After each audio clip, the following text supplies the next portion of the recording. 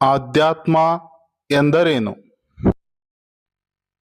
ಆಧ್ಯಾತ್ಮ ಅಂತಂದ್ರೆ ಆತ್ಮಕ್ಕೆ ಆದ್ಯತೆಯನ್ನು ಕೊಡುವಂಥದ್ದು.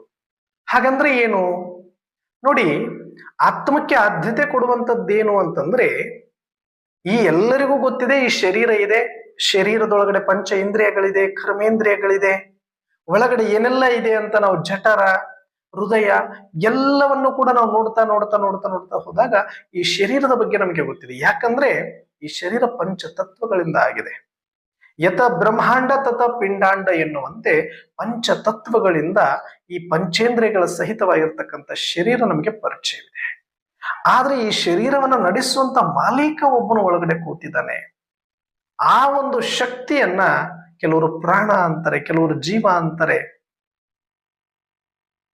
ಕೆಲವರು ಚೈತನ್ಯ ಅಂತಾರೆ,